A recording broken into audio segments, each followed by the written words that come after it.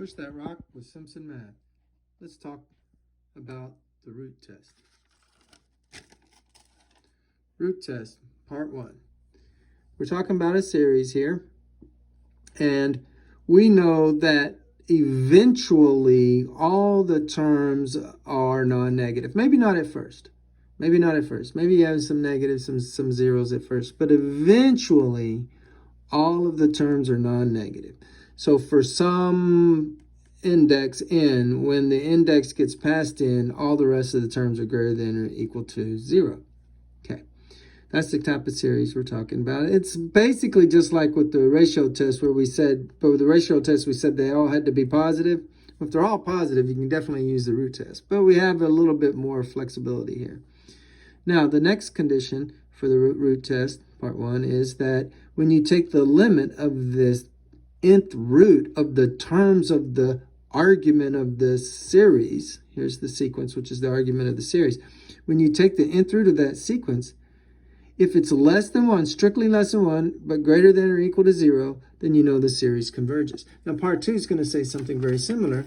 We have the same type of condition here, and we take the nth root of the argument once again, but if that nth root, the limit as n goes to infinity, if that nth root is strictly greater than 1, then the series diverges. Now notice, neither part 1 nor part 2 of the root test says anything about it being equal to 1. If you get this limit of the nth root of the terms of the argument of the series and it equals 1, well, you didn't learn anything. You didn't learn anything. You have to use a different test.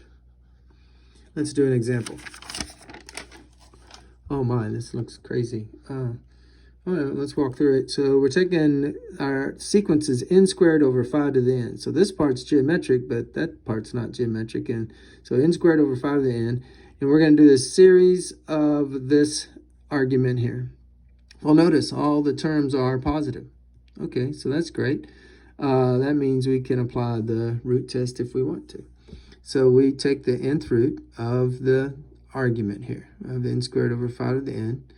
We can bust up this radical this way. So the nth root of a over b is the nth root of a over the nth root of b. But the nth root of 5 to the n is just 5, then obviously, okay. This is a constant, so we can kick it out, and we have 1/5 times the limit of the nth root of n squared. Now I'm going to let L equal the limit of this. I'm going to say, hey, maybe this goes to a number. We'll call that number L. So L equals this limit. I'm going to take the natural log of both sides. I'm going to rewrite the radical notation as fraction notation. So the nth root of n squared is the same thing as n to the 2 over n. Now, what does that allow me to do? Well, because of the loosey-goosey theorem, the log of a limit is the limit of the log. So these are interchangeable in order.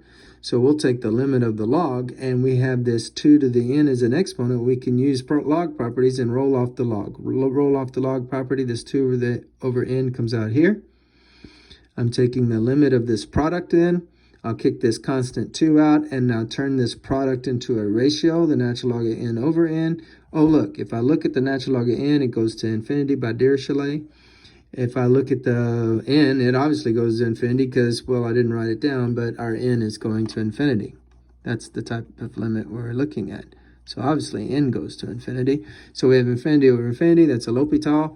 We take L'Hopital. When we get the derivative of the top is 1 over n. The derivative of the bottom is just 1, so it goes away. So we just have 1 over n. Well, that's obviously 0. So we get 0 over here. Now remember, over here we had the natural log of the L. Well, then e to the 0 is equal to L. What was L? It was the limit of this. So 1 is equal to the limit of the nth root of n squared, but we are going to multiply by 1/5 because we're actually interested in this, which is equal to 1/5 of the limit of the nth root of n squared. So 1/5 is equal to this limit here, which is the limit we're interested in. Now we got a number less than 1 using the limit of the nth root of the sequence. That means that it's going to converge. Since the terms are non-negative and the limit of the nth root of those terms is equal to a number less than 1, the series composed of those terms converges by root test. Math made simple at Simpson Math.